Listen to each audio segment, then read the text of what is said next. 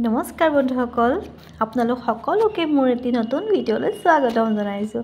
আজি মোৰ বাবে এটা বিশেষ দিন, মানে আজিৰ দিনটোত মোৰ জন্ম হৈছিল। মানে আজি 8 নৱেম্বৰ। জীৱনৰ 28টা বছৰ মই আজি সম্পূৰ্ণ কৰিলোঁ। জীৱনৰ বহু তিতা মিঠা অভিজ্ঞতা লৈ মোৰ এই 28টা বছৰ সম্পূৰ্ণ হোৱাত মই বহুত সুখী। এয়া ৰাতি প্ৰায় 11:55 হৈছে। মই ৰেডি হৈছোঁ কেক কাটিবৰ বাবে। ধুনীয়াকৈ সাজি কাচি ওলাইছোঁ যাতে মই ভিডিঅ'টো ধুনীয়া দেখা পায় মোক সকলোৱে। আৰু তাৰপিছত এয়া মই মোৰ ফ্ৰেণ্ডক জগাবলৈ গৈছোঁ, মানে মোৰ ৰুমমেটগৰাকীক। সেয়া তাইক কৈছোঁ, উঠ আহা, আমি কেক কাটিম এতিয়া। তাৰপৰা এয়া মই ফ্ৰিজ খুলিছোঁ, ফ্ৰিজৰ পৰা কেকটো উলিয়াইছোঁ। ৱাও, চাওকচোন কেকটো ইমান ধুনীয়া লাগিছে ন। এতিয়া মানে মই কেকটো কাটিম আৰু তাৰ বাবে মই সাজু হৈছোঁ। এয়া মম আছে, মম 30ডাল নাই, মানে চৰি 29ডাল নাই। ইয়াত কেইপাত মানে মম আছে, মই তাৰে 3 পাত বা 4ডাল মানে মই মম লগাম, বিকজ মই বেছি মম লগালে ভয় লাগে। কিজানি কেকটোত মমখিনি পৰি যায় আৰু খাবলৈ কেকবোৰ বহুত বেয়া হৈ যায়। তো সেইভাৱে মই এয়া 3ডাল নে 4ডাল লগাইছোঁ। এইজনী মোৰ ফ্ৰেণ্ড আহিলে, কাষতে আছে। তাইক কৈছোঁ বোলো ভিডিঅ' কৰ, কেকটো ইমান ধুনীয়া আছে। মোৰ ধুনীয়াকৈ নাম ধুনীয়াকৈ লিখা আছে। অ' মাই।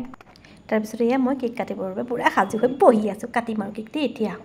12টা বাজিব আৰু ৰৈ আছোঁ পূৰা। 12টা বাজক। তাৰপিছতে মই মোৰ কেক কাটিম। এয়া মই এতিয়া কেক কাটিম, চাওক সকলোৱে।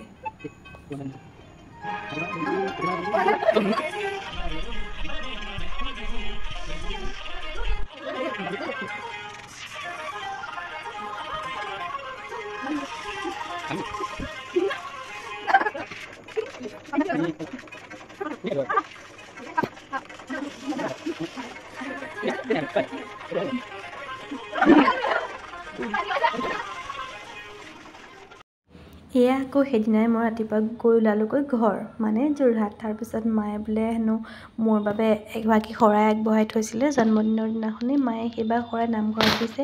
এয়া মই আহিলোঁ নামঘৰত। এইটো হৈছে মোৰ ভতিজা পোৱালি, ইমান মৰম লগা, চব ইমান কচু নহয়, বহুত দুষ্ট। মোতকৈ মা বুলিহে মাতে, মাকে থাকে। নামঘৰত আমি দুটা একেলগে।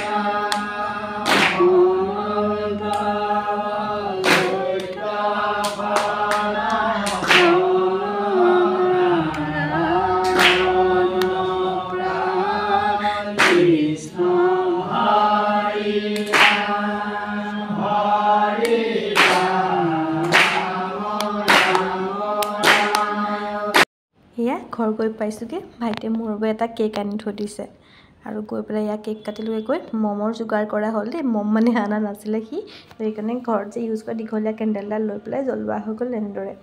চাওক এয়া কিমান ভাল লাগিলে। সেইদিনাখন ভাইটিয়েও মোৰ বাবে এটা কেক লৈ আহিছিলে আৰু ইহঁতৰ লগতে এনেদৰে কেক কাটিলোঁ।